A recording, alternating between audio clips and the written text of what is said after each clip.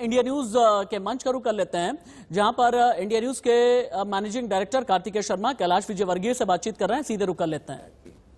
वहाँ हिंसा की राजनीति है, वहाँ नौकरशाही का राजनीतिकरण सीपीएम ने कर दिया था, पर टीएमसी ने अपराधीकरण कर दिया नौकरशाही का। तो अपराधी और नौकरशाही दोनों की साठगांठ से वहां पर क्राइम होते हैं। अभी आपने देखा होगा कि कोल माफियाओं को पकड़ा, मेरी जानकारी है कि उसमें 8-10 आईपीएस लोग शामिल हैं। तो ये बहुत बंगाल में खतरनाक खेल हो रहा है कि हमने नौकरशाही का राजनीतिकरण तो देखा है, पर अपराधीकरण अगर कहीं देखना हो तो सिर्फ बंगाल में है, जहाँ नौकरशाही अपराधियों के साथ मिली हुई है। तो थोड़ा सा दुर्भाग्यपूर्ण पहलू है, डेमोक्रेसी के अंदर ऐसा होना नहीं चाहिए, क्योंकि हमारे यहाँ कार्यपालिका, न्यायपालिका, विधायिका की अपनी अपनी भूमिका है, और पर वो नेक्सस के रूप में जब काम करती है, जब समाज के लिए खतरनाक हो जाती है, देश के लिए खतरनाक हो जाती है। और इसलिए बंगाल की राजनीति समाज के लिए भी खतरनाक है, देश के लिए भी खतरनाक है, क्योंकि जिस तरीके से सीमावर्ती प्रांत है, तो घुसपैठिए वहां पर आते हैं। घुसपैठिए अकेले नहीं आते, उनके साथ फेक करेंसी आती है, उनके साथ फेक हथियार आते हैं, फेक पासपोर्ट्स आते हैं, ड्रग्स आते हैं, ये सब आते हैं। तो इससे देश की आंतरिक सुरक्षा को भी खतरा है। पर जो लोकल पार्टीज रहती है वो सिर्फ अपनी कुर्सी की चिंता करती है, इसलिए वोट बैंक बनाने के लिए वो घुसपैठियों को प्रवेश करा रही है। सीपीएम ने पहले कराया, अब टीएमसी करा रही है। तो देश की आंतरिक सुरक्षा के लिए बंगाल में दोनों पार्टियां, सीपीएम भी और टीएमसी भी, खतरा है। और मैं समझता हूं कि देश हित के लिए बहुत जरूरी है कि वहां पर ऐसा दल जीते जो कम से कम देश के बारे में पहले सोचे, कुर्सी के बारे में बाद में सोचे।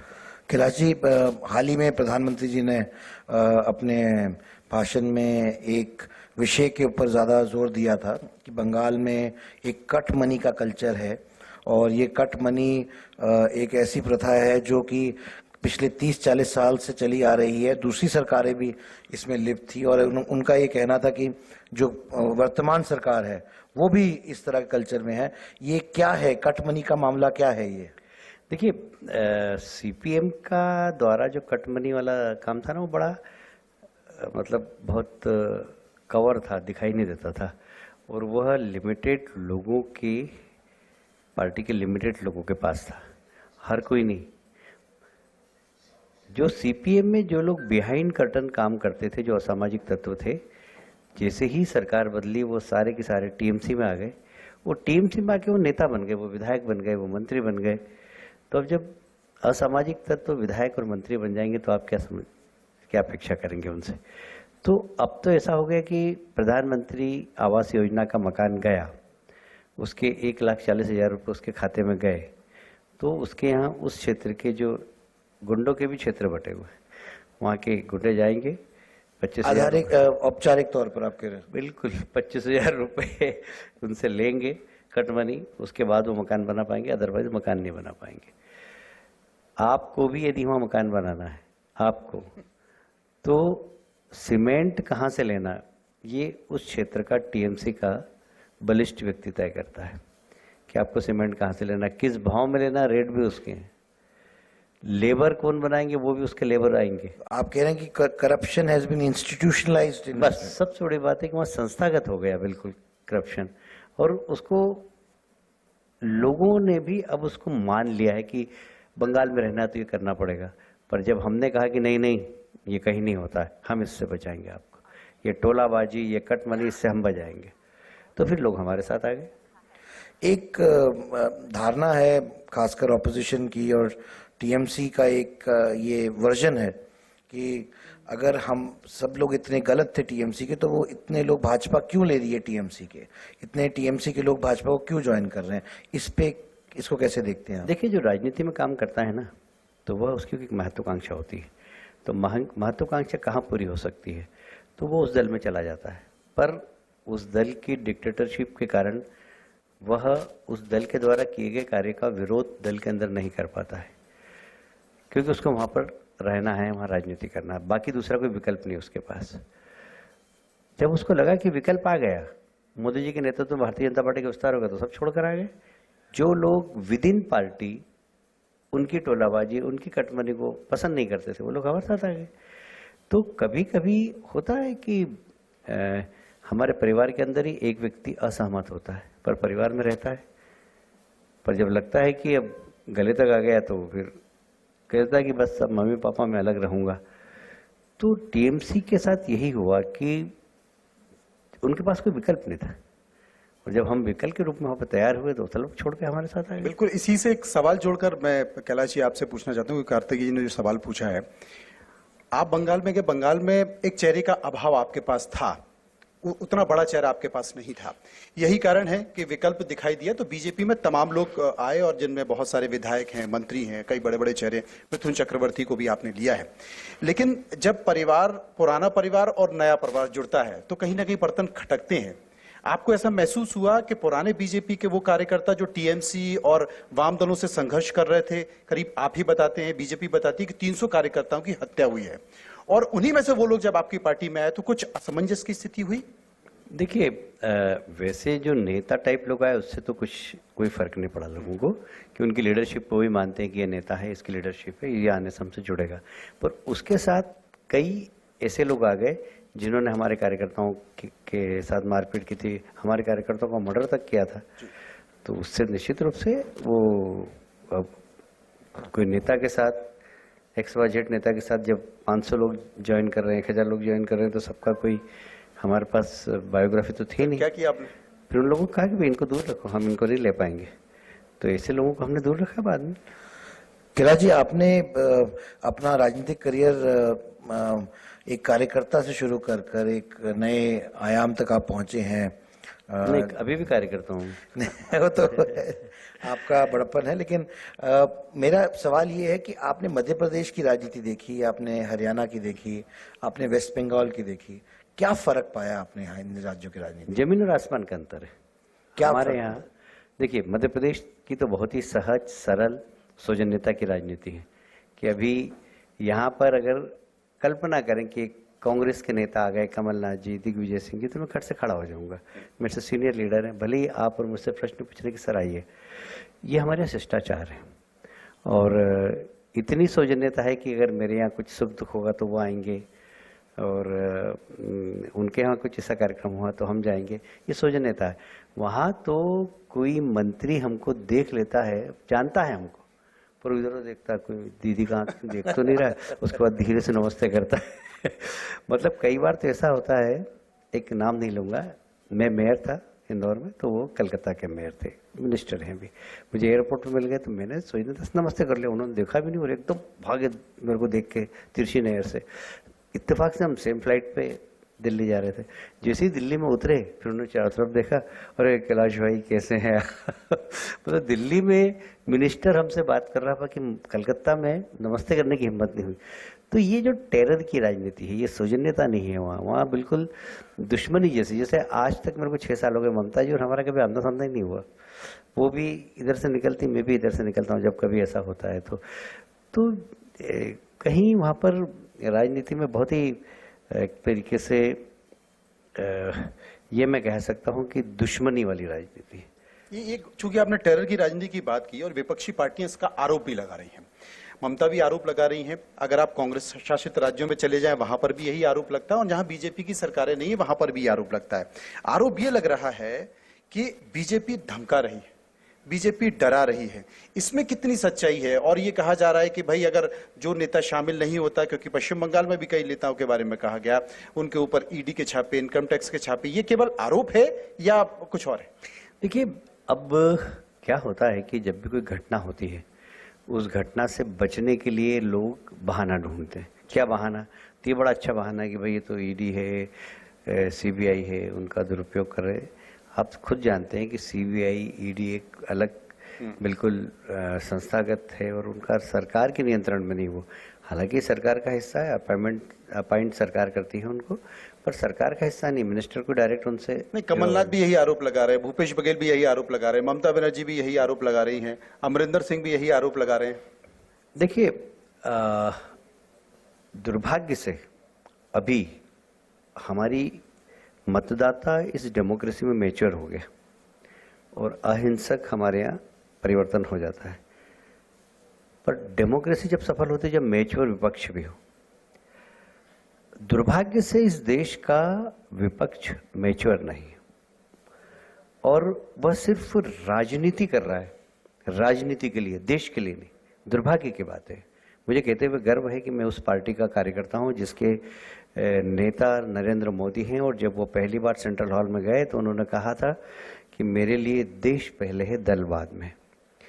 और बाकी सब लोगों के लिए देश वेश की कुछ बात ही नहीं है। मतलब वो दल की चिंता करते हैं, वो मोदी जी पे हमला करते हैं, उनको इस बात की चिंता नहीं है। अब जैसे अभी परसों हाईकोर्ट का डिसीजन आया वोटाला हाउस का, मुझे याद है दिग्विजय सिंह जी ने क्या कमेंट्स किया था, मुझे याद है ममता जी ने कहा था मैं राजनीतिक संन्यास ले लूंगी, ये फर्जी है। वो जो आतंकी था वो एक नहीं, दो नहीं, तीन घटनाओं से जुड़ा हुआ था और हाईकोर्ट ने माना कि हाँ वो आतंकी था, एनकाउंटर फर्जी नहीं है। अब आप सिर्फ राजनीति करने के लिए तुष्टीकरण की नीति के कारण कि हमें वोट बैंक हमारा तैयार हो जाए, तो केजरीवाल, दिग्विजय सिंह, ममता जी ने क्या कहा था, एक घटना नहीं है। दूसरी क्या सर्जिकल स्ट्राइक हो चाहे एयर स्ट्राइक हो, आप देश की सेना की वीरता को सलाम नहीं कर रहे हैं आप, और आप प्रश्न उठा रहे हैं उनके ऊपर। मतलब बहुत शर्म की बात है। ये जो ट्रेंड चला है, जैसे अब किसान आंदोलन चल रहा है, किसान आंदोलन में क्या नरेंद्र सिंह जी ने बड़ा अच्छा कहा कि भाई काला कानून, इसमें क्या काला है ये तो बताओ जरा भाई क्या काला है ये तो बताओ जरा, कोई ये तो बताए कि भाई। अच्छा, दोनों लोग थक गए बातचीत कर करके, सरकार भी थक गई और किसान भी थक गए, लेकिन पता नहीं चल पा रहा कि काला है, सफेद है, क्या है। आप लोगों ने भी छोड़ दिया है, बोले तय कर लो आपस। नहीं, जो समझदार व्यक्ति है, देखिए जो सो रहा है वास्तव में उसको तो आप जगा सकते हैं, मुझे सोने का नाटक कर रहा है उसको कैसे जगाएंगे आप। अब आंदोलन के पीछे कुछ और ताकतें, और किसान आंदोलन चल रहा है और उनको मानना ही नहीं है सरकार की कोई भी बात, तो फिर क्या कह सकते हैं आप, कर क्या सकते हैं आप? कैलाश जी, हम ऑपोजिशन की बात कर रहे थे और आपने कहा कि इस तरह से अभी एक वर्डिक्ट आया तो ऑपोजिशन को शॉर्ट टर्म मेमोरी लॉस हो जाता है। जो मुद्दे वो उठाते हैं उनको भूल जाते हैं जब वो एक कंक्लूजन पे पहुंचते हैं। ऑपोजिशन की एक और खासियत है भाजपा के अगेंस्ट, जो हमने उत्तर प्रदेश में देखा और बाकी जगह देखा, कि वो एका करके लड़ाई लड़ते हैं जहां पर उनको लगता है कि भाजपा एक फोर्स के तौर पर आ रही है। तो ऐसी बात बंगाल में भी सुनने को आ रही है कि कहीं ना कहीं लेफ्ट, कांग्रेस, टीएमसी भी एक टैसिट अंडरस्टैंडिंग के तहत ये चुनाव लड़ रही है। ऐसी कोई जानकारी क्या आपको है और क्या आप ऐसा समझते हैं कि ऐसी परिस्थितियां बंगाल में बन रही हैं? 3 घटना बताता हूं मैं आपको। किसान आंदोलन चल रहा है, वहां पर कांग्रेस गई, टीएमसी गई, सीपीएम गए, तीनों ने जाके किसान आंदोलन का समर्थन किया। केरल में जाती है तो सीपीएम और कांग्रेस एक दूसरे को गाली देते हैं, एक दूसरे के खिलाफ भ्रष्टाचार का आरोप लगाते हैं। जैसे ही कांग्रेस का नेता सीपीएम को केरल में गाली देके वहां से लैंड करता है कलकत्ता और सीपीएम वाले के गले में हाथ डालता है आप देखिए, और दिल्ली में यहां आकर वो सीपीएम के गले में हाथ डालता है और टीएमसी को गाली देते हैं, कांग्रेस और सीपीएम। लेकिन बाहर दिखाई नहीं देते। नहीं बताता हूँ, तीसरा उदाहरण बताता हूँ मैं। कांग्रेस और सीपीएम दोनों गले में हाथ डालते हैं और टीएमसी को गाली देते हैं, और तीनों जब दिल्ली पहुंचते हैं तो एक दूसरे के गले में हाथ डाल लेते हैं। मतलब स्थान चेंज होता है और इनकी भूमिका बदल जाती है। दिल्ली में मिलते हैं तो टीएमसी, सीपीएम, कांग्रेस तीनों गले में हाथ डाल लेंगे। बंगाल में आएंगे तो टीएमसी सामने, कम्युनिस्ट पार्टी और कांग्रेस दोनों गले में हाथ डाल के टीएमसी को गाली देंगे। केरल में जाएंगे तो कांग्रेस और सीपीएम दोनों एक दूसरे से हाथ हटाते और एक दूसरे को गाली देने लगते हैं। यार, देश में ऐसी राजनीति तो मेरा ख्याल है कि किसी ने भी नहीं देखी होगी। और क्या ऐसे राजनीतिक दलों, ऐसे राजनीतिक नेताओं की क्या कोई आइडियोलॉजी है? मैं पूछना चाहता हूँ, दर्शक इतने सारे बैठे हुए, कोई बताए कि क्या आइडियोलॉजी है उनकी? एक प्रदेश में दूसरी भूमिका, दूसरे प्रदेश में दूसरी भूमिका, तीसरे प्रदेश में तीसरी भूमिका। ये डेमोक्रेसी का कितना बड़ा मजाक है। ये पर्दे के पीछे की जो राजनीति है उसके बारे में है, और यही आरोप आपके ऊपर भी लगाया जाता है कि ओबीसी है, जहां आप जाते हैं वहां वो पहुंच जाते हैं, उनका जनाधार नहीं है, फिर भी वो चुनाव लड़ते हैं, सारी सीटों पर चुनाव लड़ते हैं। इसके पहले नहीं था, और उन्हें ओबीसी को और पश्चिम बंगाल में फुरफुरा शरीफ के जो सिद्दीकी उनको भी अब आपकी बी टीम कहा जाने लगा है। देखिए, फुरफुरा शरीफ तो पहले ओबीसी के साथ मिल रहे थे, फिर वो कांग्रेस, टीएमसी, सीपीएम और कांग्रेस के साथ मिलकर अब उन्होंने टीएमसी से भी समझौता कर लिया। तो इन दलों का कोई आइडियोलॉजी नहीं, इनके लिए जो भी कुछ है वो पैसा है, तो जो ज़्यादा पैसा खर्च कर देता है उसके साथ चले जाते हैं। पर ओवैसी के ऊपर जो हमारे पर आरोप लगता है, मैं एक बात बताऊं कि अभी अभी हैदराबाद के चुनाव हुए, किससे मुकाबला था हमारा, बताइए किससे मुकाबला था? टीआरएस। अरे टीआरएस, खास तो हम ओवैसी से झगड़ा था हमारा, और हम ओवैसी के खिलाफ लड़े वहां पर। तो उनका एक सपना है कि वो सारे देश में अपने दल को ले जाएं, तो भारतीय जनता पार्टी किसे रोक सकती? अब भारतीय जनता पार्टी का बी टीम बोलते हैं लोग उसको। भाई कैसे बी टीम है? कहीं से भी कहीं तक बीजेपी और ओवैसी की आइडियोलॉजी कहीं मैच होती है क्या? एक उत्तर है तो एक दक्षिण है। एक चीज में होती है, क्योंकि जहां आप दोनों लड़ते हैं वहां जो तीसरा आदमी है वो नीचे आ जाता है और आप दोनों ऊपर आ जाते हैं। अब ये हैदराबाद में भी यही हुआ भाई, ये बात अलग ये है। तो डेमोक्रेसी का वो खेल है, लेकिन मैं इसमें उत्तर और दक्षिण की आपने बात की, और बंगाल में इनसाइडर आउटसाइडर की बात हो रही है। राजनीतिक पार्टियां, राष्ट्रीय राजनीतिक पार्टी, क्योंकि 5 स्टेट में चुनाव हैं, उत्तर और दक्षिण की बात कर रहे हैं। कोई दक्षिण की राजनीति कर रहा है, कोई उत्तर की राजनीति कर रहा है। भाजपा जो देश की सबसे बड़ी पार्टी है, आज सरकार में है, वो इन सब चीजों को कैसे देखती है, खासकर बंगाल के परिप्रेक्ष्य में, और ये जो राष्ट्रीय पार्टियां नॉर्थ और साउथ की राजनीति कर रही हैं। देखिए, 2-3 उदाहरण बताता हूं मैं आपको। राहुल जी अमेठी से, उनकी परंपरागत सीट थी, जीतते आए 2 पीढ़ी 3 पीढ़ी को उन्होंने जिताया, तीसरी पीढ़ी को हरा दिया, वो साउथ में गए।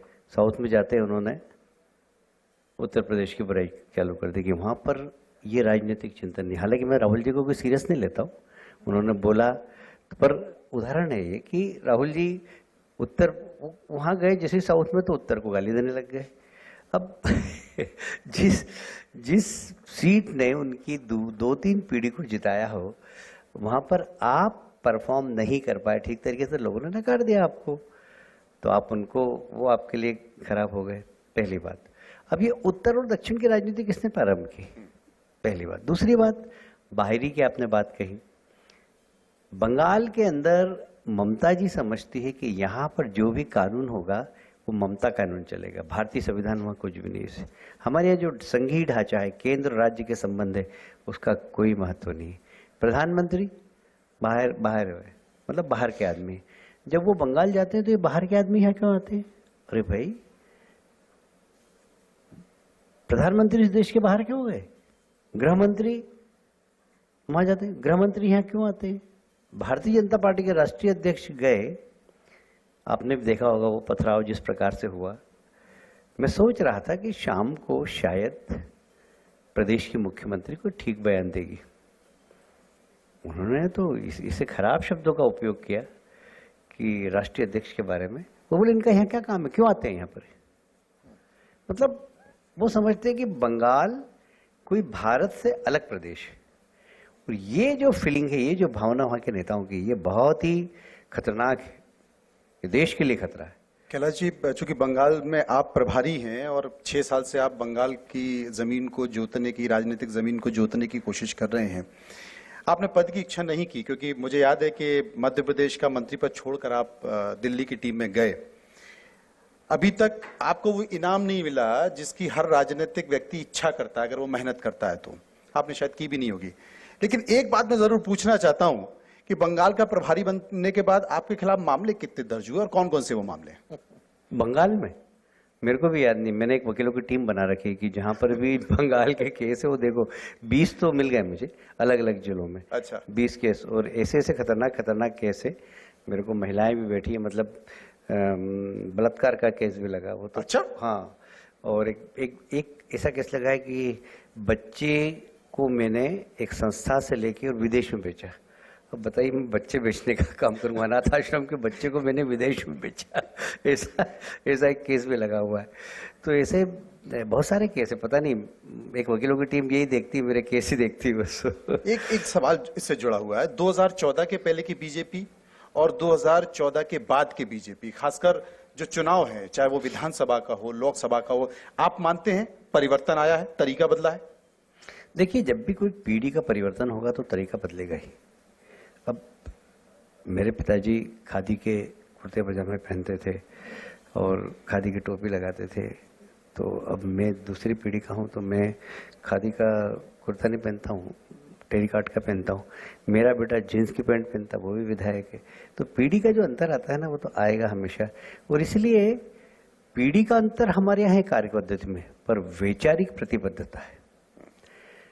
डॉक्टर श्यामा प्रसाद मुखर्जी ने धारा 370 हटाने के लिए आंदोलन किया था, उन्होंने अपने प्राणों की आहुति दी और उस प्रतिबद्धता को तीसरी पीढ़ी ने आके पूरा किया। नरेंद्र मोदी जब देश के प्रधानमंत्री बने तो उन्होंने धारा 370 हटा दी। तो ये जो वैचारिक प्रतिबद्धता है हमारे यहाँ, ये बहुत ज़बरदस्त है। राम मंदिर के लिए हमने कुर्बानी दी, हम सरकार में थे, हम भूतपूर्व हो गए। एक सरकार नहीं, 5-5 सरकार हमारी बलिदान हुई राम मंदिर पे। मंदिर वहीं बनाएंगे, राम लला हम आएंगे, हम नारा लगाते थे। दिग्विजय सिंह जी कहते थे कि तारीख नहीं बताएंगे, तारीख भी बता दी भैया। और अब तो प्राण प्रतिष्ठा की भी तारीख बता दी दिग्विजय सिंह जी। प्राण प्रतिष्ठा हो, अपने परिवार से के जाना, दर्शन करना, 2-3 पीढ़ी के पाप आपके खत्म हो जाएंगे। तो राम मंदिर भी बन रहा है। तो ये जो हमारी वैचारिक प्रतिबद्धता है, पीढ़ी बदलने से वो वैचारिक प्रतिबद्धता खत्म नहीं हुई काम करने की। तो अब देखिए, अटल जी के ज़माने में इतनी टेक्नोलॉजी नहीं थी।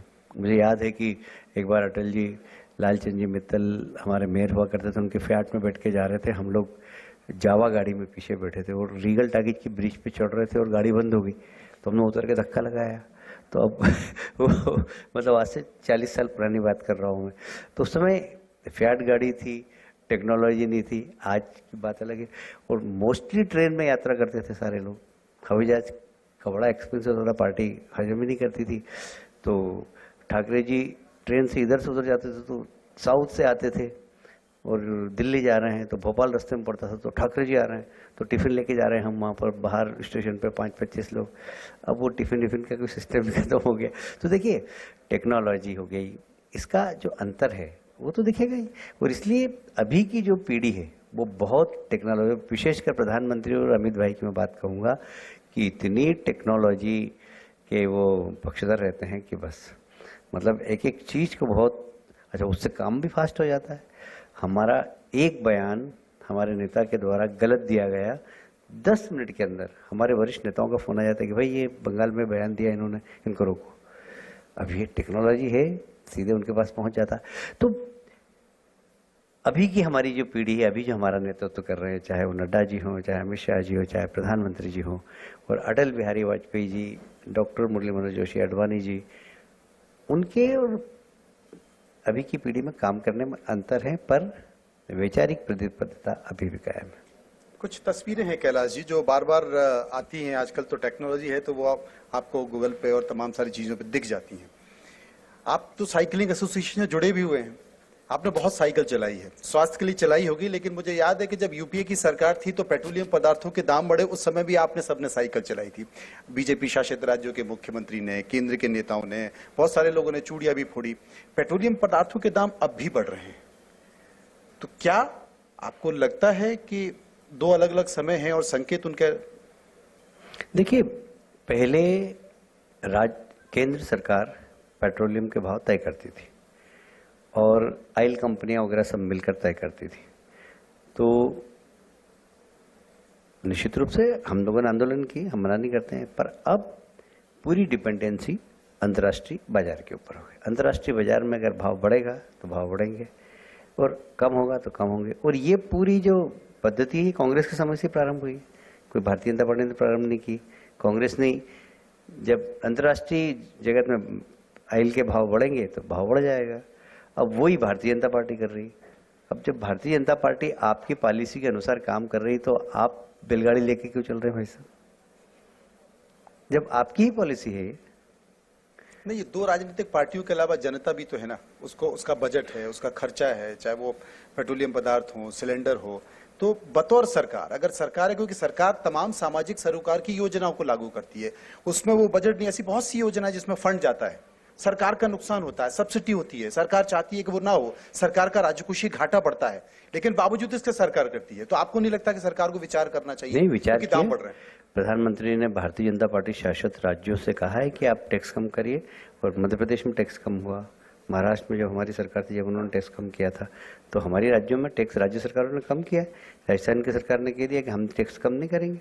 जब कांग्रेस सरकार है उन्होंने टैक्स कम नहीं किया, बाकी जब भारतीय जनता पार्टी की सरकार है वहाँ टैक्स कम किया। बार बार मांग होती है जीएसटी में शामिल करने की। हाँ, इसके लिए भी अभी धर्मेंद्र प्रधान जी ने भी प्रस्ताव रखा है, अब देखिए अगर हो जाता है तो। मैं आपसे सवाल, वैसे तो अब क्योंकि इंदौर का में हम कर रहे हैं मंच, तो इंदौर के करेंगे, मैं वो उसका कार्यभार मनोज को दूंगा, लेकिन मैं आपसे एक और बंगाल के बारे में सवाल करना चाहता था कि आप क्या मानते हैं कि बंगाल में एक चेहरा ना होना बीजेपी की, हालांकि स्ट्रैटेजी रही है बाकी राज्यों में भी, वो उसको कोई कमी नहीं रहेगी बीजेपी को, और चूंकि ममता बनर्जी बनाम बीजेपी है, कोई व्यक्ति विशेष नहीं है जिसके को आपने प्रोजेक्ट किया है, तो उसका कोई नुकसान फायदा, ये क्या विचारधारा की लड़ाई है, इस बेसिस पे आप चुनाव लड़ रहे हैं, या इसको कैसे देखते हैं? देखिए, आप तो हरियाणा के हैं जी, हरियाणा का मैं प्रभारी था। पैदाइश मेरी जबलपुर की है। जबलपुर की? अच्छा अच्छा अच्छा। तो आपका कार्य क्षेत्र हरियाणा में है। हरियाणा में भी मैं प्रभारी था, हमने कोई नेता वहाँ पर डिक्लेयर नहीं किया था। विधायक दल की बैठक हुई, मनोहर लाल जी को नेता चुना, वो आज भी मुख्यमंत्री हैं। हमारे यहाँ इंटरनल डेमोक्रेसी है, फिर एक सिस्टम है काम करने का कि विधायक दल की बैठक होगी, वो नेता चुनेगा, फिर पार्लियामेंट बोर्ड बैठता है, वो उस पर विचार करता है और सील लगाता है। हमारी एक दो जनों की तो पार्टी नहीं है। अब जैसे बंगाल के अंदर 1.5 लोगों की पार्टी है, ममता जी, उनका भतीजा, अब इसके अलावा कोई तीसरा ही नहीं, निर्णय कुछ करता ही नहीं कोई। अब उनकी 1.5 लोगों की पार्टी और हमारे यहाँ कलेक्टिव लीडरशिप है। मतलब आपने देखा होगा कि प्रधानमंत्री नरेंद्र मोदी जी, अमित शाह जी जैसे ही आते हैं देश का प्रधानमंत्री खड़ा हो जाता है, जबकि अमित शाह जी उनसे उम्र में भी छोटे हैं। नड्डा जी जैसे ही आते हैं देश का प्रधानमंत्री खड़ा हो जाता है। तो ये हमारे यहाँ एक प्रोटोकॉल है, एक सिस्टम है कि संगठन हमारे यहाँ भले उम्र में छोटा है पर राष्ट्रीय अध्यक्ष है हमारे लिए, तो प्रधानमंत्री से भी बड़ा है। तो ये जो हमारे यहाँ एक सिस्टम है, ये सिस्टम और किसी पार्टी में आपको देखने को नहीं मिलेगा। अब जितनी भी पार्टियां हैं, जो अब कांग्रेस में कौन डिसीजन करता है? सोनिया जी, और अब 2 की जगह 3 हो गए, प्रियंका जी भी डिसीजन कर लगी, राहुल, प्रियंका, सोनिया जी। अब उत्तर प्रदेश चले जाओ, कौन करेगा? माया जी। सपा में मुलायम जी को तो हटा दिया, तो अब अखिलेश जी अकेले करते हैं। तो ये 1 लोगों की, 2 लोगों की, 2.5 लोगों की, 1.5 लोगों की पार्टी और हमारी कलेक्टिव लीडरशिप। मुझे कहते हुए बहुत गर्व है कि आज के समय में देश के अंदर एकमात्र कैडर बेस्ड पार्टी है भारतीय जनता पार्टी, आइडियोलॉजी वाली पार्टी है, जिनकी विचारधारा जब से हमारी पार्टी का जन्म हुआ तब से अभी तक एक जैसी है। हमने अपनी विचारधारा नहीं बदली। तो एक समय था जब सीपीएम भी कैडर बेस्ड पार्टी थी, पर अब बाहर की विचारधारा को हमारे संस्कार और संस्कृति पर लागू करने की कोशिश करेंगे तो आप फेल हो जाएंगे। इसका सीधा जीता जागता उदाहरण है सीपीएम। सीपीएम खत्म हो गई, बंगाल में खत्म हो गई, और केरल में भी इस चुनाव में मुझे लगता है कि बहुत ज्यादा संभावना नहीं है। जिस तरीके से भारतीय जनता पार्टी बाहर के लोगों को ले रही है, कांग्रेस के लोगों को ले रही है, टीएमसी के लोगों को ले रही है, या तमाम और दूसरे राज्यों में जहां चुनाव होते हैं दूसरी विचारधाराओं को लेती है, आपको लगता है कि कोई संकट नहीं है? मध्य प्रदेश में भी हमने देखा, मध्य प्रदेश में ज्योतिरादित्य सिंधिया को बीजेपी ने लिया, तमाम विधायक उनके साथ में आए, और आने के बाद फिर अब, क्योंकि इससे पहले तो चाहे मध्य प्रदेश क्रिकेट एसोसिएशन का चुनाव हो या राजनीतिक हो, ताल ठोकते आप भी नजर आते थे और वो भी नजर आते थे। अब वो आपके साथ आ गए हैं। अब उनकी एक बड़ी फौज, क्योंकि वहां तो व्यक्ति विशेष महत्वपूर्ण होता है, नेतृत्व महत्वपूर्ण होता है, कार्यकर्ता और संगठन का स्थान नहीं होता। तो आपको नहीं लगता कि ऐसी स्थिति में कार्यकर्ताओं के लिए बड़ी परेशानी होती है, उनको एडजस्ट करने में बड़ी संकट होता है? देखिए, भारतीय जनता पार्टी का डिसिप्लिन देख के कोई भी एकदम आश्चर्यचकित हो जाता है और दक्षारम करने लगता है 1 मिनट के अंदर। वही ज्योतिराज सिंधिया जी अब जय जय श्री राम बोलते कि नहीं बोलते उन्हें अपनी फौज के साथ बोलते हैं जय जय श्री राम। वही शुभेंदु अभी आए, 1 महीना हुआ है, सबसे ज्यादा जोर से वो बोलते जय जय श्री राम, हमसे भी ज्यादा जोर से बोलते हैं। तो भारतीय जनता पार्टी में आने के बाद वो समझ जाता है कि एक डिसिप्लिन वाली पार्टी, एक आइडियोलॉजी वाली पार्टी, एक कैडर बेस्ड पार्टी, उसके अंदर मुझे काम कर रहा है तो उनके जैसा बनना पड़ेगा। वो लोग बन जाते हैं और हमारे यहाँ तो बहुत सारे लोग बाहर से आए, पर देखिए लोग पहचान ही नहीं पाते कि बाहर का है कि अंदर का। थोड़े दिनों में अपनी पहचान खो देता आदमी, वो भारतीय जनता पार्टी का हो जाता है। कैलाश जी, राइटर्स बिल्डिंग का रास्ता कहते हैं कि हमेशा हिंसक होता है। जब सत्ता परिवर्तन बंगाल में लेफ्ट के अगेंस्ट टीएमसी लेके आई थी तो तब भी बहुत हिंसा हुई थी, और अब जिस तरह का माहौल बन रहा है बंगाल में, ऐसा अनुमान लगाया जा रहा है कि हिंसक घटनाएं होंगी, या इस तरह के का आकलन लगाए जा रहे हैं मीडिया से और दूसरे लोगों से, विश्लेषकों से। देखिए, तो क्या कितना आप इसको सही मानते हैं और इसका कारण क्या है? देखिए, 4 दशक से वहां पर हिंसा हो रही है और ये आपने बिल्कुल सही कहा कि कांग्रेस की सरकार थी तब भी वहाँ हिंसा हुई और हिंसा की राजनीति थी। उसके बाद सीपीएम आई, वहाँ पर भी हिंसा हुई, सीपीएम के लोग भी मारे गए, कांग्रेस के द्वारा मारे गए। फिर सीपीएम की सरकार आई तो उन्होंने कांग्रेस के लोगों को मारा। फिर तृणमूल पार्टी बनी, कांग्रेस टूट के उनके लोग भी मारे गए, ममता जी के भी उस समय कमर उनके एक साथ में सोनाली गुहा रहती, उनकी कमर में तो अभी भी पट्टा बंधा, वो भी पटी थी उस वक्त। हालांकि उनको टिकट नहीं दिया, वो भारतीय जनता पार्टी में तो शामिल हो गई। पर वहाँ पर हिंसा की राजनीति 4 दशक से थी। मैं दावे से और गंभीरता से एक बात कह रहा हूँ कि उस हिंसा की राजनीति को अहिंसा के माध्यम से भारतीय जनता पार्टी ने समाप्त करने की कोशिश की है। आप बिल्कुल सही कह रहे हैं कि लोग कहते थे कि राइटर्स में जाने का रास्ता हिंसा की राजनीति है, पर हमने इस मिथक को तोड़ दिया है। अब राइटर्स नहीं, अब नवान है सेक्रेटरीट। तो पहले राइटर्स हुआ करता था, तो नवान में जाने का रास्ता इस बार अब अहिंसा के माध्यम से पहुंचेगा। पर यह बात सही है कि इस हिंसा की राजनीति में हमने बहुत कुछ खोया है। हमारे लगभग 300 कार्यकर्ताओं की मौत हुई है, हमने बहुत खोया है। 300 कार्यकर्ता कोई छोटी संख्या नहीं होती। पर इस हिंसा की राजनीति को खत्म करने का यही गांधीवादी तरीका था और हमने गंभीरता के साथ उसका रास्ता निकाला। जनता अब हमारे साथ है। ममता जी की जमीन खसक गई, लोग हिंसा को पसंद नहीं कर रहे हैं और लोग ऐसी राजनीति चाहते हैं जिसमें हिंसा नहीं हो। और इसीलिए भारतीय जनता पार्टी का विस्तार इन 4-5 वर्षों में जो तेजी से हुआ कि मुझे याद है, मैं 2015 में जब पहली बार गया था तो हम 4थे नंबर पर थे, टीएमसी पहले नंबर पर, कांग्रेस दूसरे नंबर पर, सीपीएम तीसरे नंबर पर, हम 4थे नंबर पर थे। आज हम 2nd नंबर पर, हम सत्ता के दरवाजे पर दस्तक दे रहे हैं। और सिर्फ पार्लियामेंट की परफॉर्मेंस बहुत अच्छी रही, पार्लियामेंट की भी, भाजपा की बहुत अच्छी। लोकसभा में भी हम अभी जो लोग सर्वे बता रहे हैं कि हमारी 120 सीट, 115 सीट, वही लोग सर्वे बता रहे थे लोकसभा में हमारी 8 सीट। वही सी वोटर्स और 3-4 जो हैं जो दिखा रहे हैं अभी, सब ने हमारी 8 सीट से ज़्यादा किसी ने बोला ही नहीं था लोकसभा की। यदि आज वो हमारी 120 सीट दिखा रहे हैं, उस समय उन्होंने 8 लोकसभा की सीट दिखाई थी, हम 18 पे पहुंचे। मतलब कितना परसेंट? 120% ज़्यादा पहुंचे। यदि वो भी 120 दिखा रहे हैं तो उसका 120% होता है 260।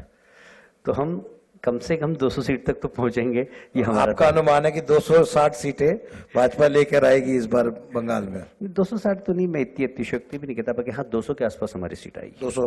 200 का आंकड़ा पार होगा जी। तो अब की बार 200 पार, इस बार 200 पार। अब की बार बंगाल में 200 पार होगा। राजनीति होती है, हिंसा की बात होती है तो एक नकारात्मकता का भाव आता है और वहीं पर एक प्यार है जो आपको जोड़े रखता है और जीवन में एक नया संकेत भी देता है। मैं खुलासा करना चाहता हूं कैलाश जी के प्यार के बारे में, छुपे हुए प्यार के बारे में। मतलब आप कुछ और मत सोचिए, क्योंकि कैलाश जी अगर हरियाणा में हो या कलकत्ता में हो तो अपने प्यार से मिलने चाहे एक दिन के लिए आते जरूर हैं। और जो उनका प्यार है पुराना, उसका नाम है इंदौर।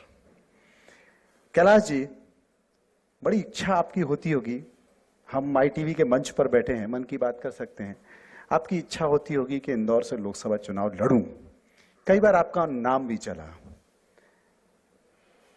तकलीफ कहां हुई, देखिए दिक्कत कहां हुई, पसंद किसको नहीं आया? देखिए, बंगाल मेरे लिए एक चैलेंज है, और चैलेंज मतलब इसलिए नहीं कि वहाँ पर सरकार बनाना है, इसलिए कि नहीं कि वहाँ पर मुख्यमंत्री बनाना है, इसलिए कि देश की, जब बंगाल में काम करता हूँ तो मेरा माइंडसेट ये है कि मैं देश के लिए काम कर रहा हूँ। और जब आप देश के लिए काम करते हैं, क्योंकि वहाँ तो ऐसा है कि आप बाहर निकले हो तो कब बम चलेगा, कब गोली चलेगी, कब पत्थर होगा, कब आपकी गाड़ी बम से उड़ा देंगे, इसका कोई भरोसा नहीं। जब आप ऐसे वातावरण में काम कर रहे हो तो आपका माइंडसेट बिल्कुल तैयार होना चाहिए कि भैया घर से निकल रहे हैं, वापस आएंगे कि नहीं पता नहीं है। वहाँ इसी माइंडसेट से हम लोग काम करते हैं। ये माइंडसेट जो फौज पे खड़ा हुआ सेना का सैनिक रहता है ना, उसका रहता है। तो मैं अभी वहाँ पर इस माइंडसेट से काम कर रहा हूँ कि मुझे बंगाल जीतना है और एक राष्ट्रवादी सरकार वहाँ पर बनाना है। तो एक जो फौजी की जो मानसिकता रहती है ना, उस मानसिकता से जो अर्जुन को एक आंख दिखाई दे रही थी, मुझे बंगाल ही दिखाई दे रहा आप है। जिद्दी भी हैं और आप अपनी जिद में इस हद तक जाते हैं क्योंकि कैलाश जी अगर प्रतिज्ञा ले लेते हैं तो फिर उसको पूरा करके मानते हैं, और एक बार प्रतिज्ञा ली तो लंबे समय तक, कई सालों तक अनाज खाना छोड़ दिया। प्रतिज्ञा पूरी हुई, अब जाके शुरू किया है। बंगाल के लिए कोई जिद, कोई प्रतिज्ञा आपने ली है? नहीं, प्रतिज्ञा तो नहीं ली, पर हाँ मैं महाकाल को बहुत मानता हूँ और आज महाशिवरात्रि आज है। महाशिवरात्रि है और वो पावर हाउस है। मैं आता हूँ यहाँ तो वहाँ जरूर जाता हूँ। पावर हाउस को हाथ लगाने से पावर आ जाता है, एक आत्मविश्वास बढ़ जाता है। तो ये पावर हाउस है ना, ये आपके सोचे गए काम को करने में बहुत मदद देता है। और मुझे गर्व है इस बात का कि मैंने सोचा ही नहीं कि मैं लोकसभा लड़ूं। बल्कि एक बात और राज की बात बता देता हूँ आपको। 5 साल पहले मुझसे अमित भाई ने बोला राज्यसभा जाना है, मैंने कहा नहीं अभी नहीं जाना, अभी बंगाल में रुक काम कर देता हूँ। क्योंकि राज्यसभा में जाके मैं फाइटर आदमी हूँ, मैं क्योंकि इसकी चर्चा आज ITV नेटवर्क पर एक बड़ा खुलासा किया है, क्योंकि इसकी चर्चा मध्य प्रदेश में भी होती है, देश की राजनीति में भी होती है कि कैलाश जी ने हरियाणा जिता के दिया। कैलाश जी संगठन जिताता है, लेकिन स्वाभाविक तौर पर आप लीडर के तौर पर थे। बंगाल में एक बड़ा उपलब्धि बंगाल में, पश्चिम बंगाल के तौर पर लोकसभा में देखी गई, लेकिन कैलाश जी को कोई बड़ा पद नहीं दिया, राज्यसभा में नहीं आए। कैलाश जी अगर इंदौर से लोकसभा चुनाव लड़ना चाहे तो पार्टी ने टिकट नहीं दिया, लेकिन एक बड़ा खुलासा यहाँ पे किया है कि राज्यसभा का ऑफर था, आपने ठुकरा दिया। हाँ बिल्कुल, मैंने मना किया। मैंने बंगाल जीत गए तो क्या? नहीं, कुछ नहीं। अपने घर पे वापसी मध्य प्रदेश में। देखिए भाई साहब, व्यक्ति को पद कभी बड़ा नहीं बनाता है जी। अब मैंने बहुत सारे लोगों को देखा कि जिनको पद मिल गया पर आदमी बड़े नहीं बने। वो बहुत सारे ऐसे लोग भी देखे जिनके पास कोई पद नहीं था और बहुत बड़े आदमी बन गए। आज भी महात्मा गांधी को सब लोग याद करते हैं, क्या पद था महात्मा गांधी के पास। तो पद से व्यक्ति बड़ा नहीं होता है कभी भी, अपने काम से बड़ा होता है। और हमारे देश के अंदर तो देखिए, भोगी और जोगी, भोगी के पास बहुत बड़ा महल होता है, बड़ी गाड़ी होती है, जोगी फक्कड़ होता है। जैसे ही वो जोगी को देखता है, फक्कड़ आदमी के आके चरण में गिरता है, क्योंकि हमारे यहाँ सम्मान ही उसका मिलता होता है जिसके पास कुछ नहीं होता है। मोहनदास करमचंद गांधी बैरिस्टर थे, तो मोहनदास करमचंद गांधी बने। जैसे ही उन्हें कोट टाई उतार कर धोती पहनी, वो महात्मा गांधी बन गए। मतलब जो त्यागी व्यक्ति रहता है ना, उसका सम्मान होता है। तो कोई जरूरी नहीं कि इसमें कोई शक नहीं है कि बतौर एक राजनीतिक त्यागी के तौर पर आपने बहुत सारे त्याग किए, पदों के त्याग किए, क्योंकि MP हाउस में दिल्ली में बैठकर ही आपने कहा था कि मैं मंत्री पद छोड़ रहा हूं। मैंने मना भी किया था कि भाई साहब ऐसा मत करो, राजनीति बड़ी बेरहम है, लेकिन आपने किया और अब तक पद की इच्छा नहीं की। लेकिन फिर भी मध्य प्रदेश आपका घर है और हर राजनेता की इच्छा होती है कि एक बार मध्य प्रदेश की बागडोर उनके पास आए। ये संगठन तय करता है, ये नेतृत्व तय करता है, लेकिन इच्छा होती है कभी? देखिए, कोई भी हेड कांस्टेबल बन जाता ना तो सिपाही बनने की कोशिश नहीं करता है कभी। तो मैं अभी बहुत आगे निकल गया, तो मैं कभी वापस लौट के आने का कोई कारण ही नहीं है। जी, कभी पार्टी ने कहा तो? नहीं, पार्टी कहे तो अभी कि झाड़ू निकालो कार्यालय में, तो झाड़ू निकालेंगे, हम तो अनुशासित कार्यकर्ता हैं। पर जिस बैरियर को आप पार कर गए, अब उस बैरियर पे पलट के आने की जरूरत क्या है? इंदौर में एक मध्य प्रदेश में मुहिम चल रही, माफियाओं के खिलाफ मुहिम। सबसे अच्छा अगर कल्चर किसी का माना जाता है संस्कृति के तौर पर, सभ्यता के तौर पर, तो मालवा का माना जाता है। यहाँ बड़ा स्वादिष्ट खाना भी मिलता है। मध्य प्रदेश में अगर कोई आता है तो वो कोशिश करता है कि एक बार मालवा के इलाके में जाए और वहाँ का खाना जरूर खाए। लेकिन पिछले कुछ दिनों से मैं देख रहा हूँ माफिया के खिलाफ जंग मध्य प्रदेश में चल रही है, भू माफियाओं के खिलाफ जंग चल रही है, और तमाम ऐसे फैसले भी निकल कर आ रहे हैं, निर्णय भी हो रहे हैं। लोग कह रहे हैं कि वाकई हमको न्याय मिलने लगा है, लेकिन न्याय मिलते मिलते इतनी देरी कैसे हो गई 15 साल बाद? कई बार मैंने बताया ना कि जो नेक्सस होता है ना, वह अच्छे निर्णय के क्रियान्वयन को भी रोकने का काम करता है। जी। मुझे याद है पिछली सरकार में शिवराज जी ने माफियाओं के खिलाफ बहुत बड़ी कार्रवाई करने की कोशिश की थी, पर अधिकारियों और उन लोगों का नेक्सस था। मैं नाम नहीं लूंगा, एक अधिकारी यहाँ से पैसे कमा के गया, खूब सारे लोगों को फायदा ही नहीं हुआ उसका। अभी जो कार्रवाई हो रही है, कल मुझे एक जिसको प्लाट मिला है, उसने 25 साल पहले 1,80,000 रुपये जमा करे थे। अभी जो उसको प्लाट मिला है उसकी कीमत 1,20,00,000 रुपये, उसका जीवन बन गया। बहुत बढ़िया। तो अब आप देखिए, जब नेक्सस टूटता है और सरकार की इच्छा का क्रियान्वयन होता है, तो आम आदमी को ऐसे लाभ मिलता है। तो मैं मानता हूँ इस बात को कि नेक्सस टूट गया, और माननीय मुख्यमंत्री जी की जो इच्छा थी कि गरीब को उसका हक मिले, वो मिल रहा है, और ये बहुत अच्छी बात है। मैं मुख्यमंत्री जी की प्रशंसा करता हूँ, इंदौर जिले के अधिकारियों की प्रशंसा करता हूँ कि बहुत अच्छा काम कर रहे हो। आपकी बातचीत को हम विराम देंगे, अगर कार्तिकेय जी कोई सवाल ना पूछना चाहें। एक जाने से पहले मैं एक सवाल इंदौर के परिप्रेक्ष्य में पूछना चाहूँगा और एक राष्ट्रीय परिप्रेक्ष्य में। तो इंदौर की बात करें तो इंदौर आके अच्छा लगता है, एक साफ शहर है। मैं चंडीगढ़, मेरी रिहाइश थी तो उसको एक टाइम पर पदवी थी सबसे साफ शहर होने की, फिर वो पदवी इंदौर को मिली। आपने अपना राजनीतिक करियर एक कार्यकर्ता के तौर पे शुरू किया और एक जहाँ तक पहुँचे हैं, इस रास्ते में आप कॉरपोरेटर भी बने, मेयर भी बने, बहुत सारे बदलाव लेके आए। तो जो प्रशासनिक तौर पे आपने सीखा और आपने किया इंदौर के लिए, उसके बारे में कुछ आप हमारे से साझा करना चाहेंगे, कुछ हमारे साथ शेयर करेंगे कि क्या करने से इस तरह की चीज़ें राजनीति में लोगों के लिए फायदेमंद होती है, ये इंदौर के विषय में? देखिए, इस देश में डेमोक्रेसी है। डेमोक्रेसी में मतदाता वोट डालता है। वोट डालने के बाद 5 साल तक उसका कुछ अधिकार ही नहीं रहता है। मुझे कहते हुए गर्व है कि मैं मेयर था, मैं प्रतिदिन एक वार्ड में जाता था, प्रतिदिन जाता था। उस वार्ड में जाकर कमेटी बनाता था वार्ड की।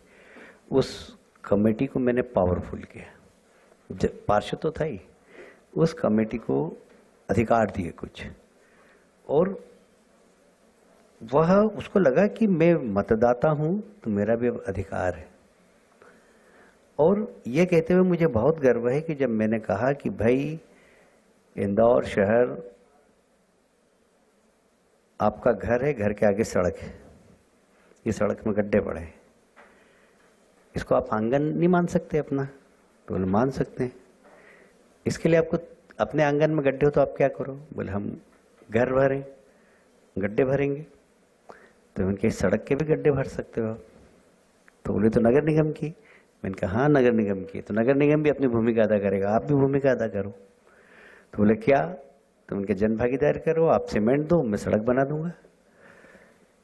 एशिया के अंदर इंदौर शहर ऐसा था जहां सर्वाधिक जन भागीदारी हुई।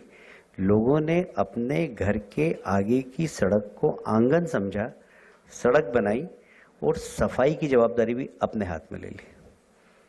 तो इसका इम्पैक्ट उज्जैन में भी देखने को मिल रहा है अब। हाँ, अब इंदौर को देखने के लिए लोग आते हैं कि आपने सफाई में नंबर 1 कैसे हुए। इसलिए कि इंदौर का हर नागरिक ये सोचता है कि ये मेरा शहर है, ये मेरी सड़क है। मुझे याद है जन भागीदारी से एक सड़क बनी थी। मेरे मित्र हैं कुलविंदर सिंह गिल, उनकी माता जी ने 1 बजे मुझे फ़ोन किया रात को। बोले हमारे पड़ोस में शादी है और ये टेंट लगा रहा है तो कीले गाड़ रहा सड़क पे, मैंने रोक दिया इसको। क्यों? मैंने डामर में पैसे दिए इसमें, ये कैसे गड्ढे खोदेगा?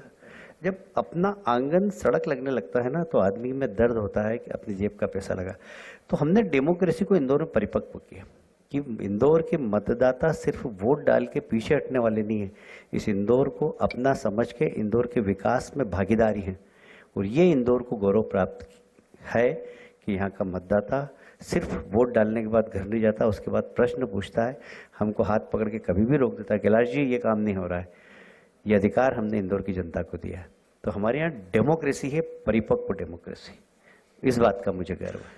और जाने से पहले एक बात मैं, और क्योंकि मैं जानता हूँ ये बात कि आप क्रिएटिव व्यक्ति हैं, आप की एक आर्टिस्टिक शैली है भी है, एक वो भी एक, वैसे चाहे आप वो भजन शिवरात्रि भी है तो शिवरात्रि भी है और भजन भी आप बहुत सुरीला गाते हैं। तो मैं सिर्फ एक ही चीज पूछूंगा कि आप अगर एक गाने में ये डिफाइन करें कि बंगाल की जनता वहां के नेतृत्व से क्या चाहती है, तो वो कौन सा गाना होगा? देखिए, बंगाल की जनता सिर्फ बेड़ियों से छुटकारा पाना चाहती है, बैरियर से आगे निकलना चाहती है। एक 4 दशक के अंदर उन्होंने तानाशाही की राजनीति देखी, तो वो स्वतंत्र होना चाहती है। और हमने वह वादा किया, वह सपना उनको दिखाया और इसलिए लोग हमारे साथ हैं। तो मुझे गर्व है कि हम बंगाल की 10 करोड़ जनता को, देश स्वतंत्र हो गया पर बंगाल की जनता भी स्वतंत्र नहीं, वो तानाशाही के बीच में जी रही। डेमोक्रेसी वहाँ पर दूर से दिखाई देती, पर डेमोक्रेसी की खुशबू उस प्रदेश के अंदर नहीं है। हमने उनको वो खुशबू दिखाई है जिससे लोगों को वो डेमोक्रेसी देखने की इच्छा है और उनको लगता है कि ये डेमोक्रेसी सिर्फ भारतीय जनता पार्टी ला सकती है, इसलिए लोग हमको प्यार कर रहे हैं। तो ऐसी सिचुएशन में अगर आपको एक कोई गाना सजाना हो तो आप क्या बोलेंगे? क्योंकि आपको शौक है म्यूजिक का, इसलिए। गाना नहीं, मैं सुबह से एक भजन गुनगुना रहा हूँ कि मेरा आपकी कृपा से सब काम हो रहा है, करते हो तुम ओ भोले मेरा नाम हो रहा है। बहुत बहुत धन्यवाद सर। कैलाश जी हमारे साथ रहे, उन्होंने तमाम सारी बातों का जिक्र किया, मध्य प्रदेश राष्ट्रीय राजनीति का भी जिक्र किया और बहुत सारे खुलासे भी किए हैं जो शायद इससे पहले किसी मंच पर उन्होंने नहीं किए। कैलाश जी, आज आपसे जो बातचीत हुई ITV इंडिया पर, उसको विराम देते हैं और अलग अलग क्षेत्रों में कुछ लोगों ने अपने अपने शिक्षा के क्षेत्र में कई विधाओं में काम किया है, उनका एक पुरस्कार वितरण। जी, तो चलिए अब हम पुरस्कार वितरण का जो भाई हमारा ये सेशन है, दोनों उसे शुरू दोनों तरफ करेंगे। से मेरे ऊपर वार हो रहे थे, कमजोर तो नहीं पड़ा ना इंदौर अरे का बिल्कुल बंदा? नहीं, मजबूत। जब आप बंगाल में कमजोर नहीं होते यहाँ कैसे हो सकते हैं? हाँ, दोनों तरफ से हमले हो रहे थे। आप बंगाल झेल गए तो हम तो कुछ भी नहीं है। तो चलिए अब मैं उन सभी लोगों को मंच पे आमंत्रित करूंगी जिन्होंने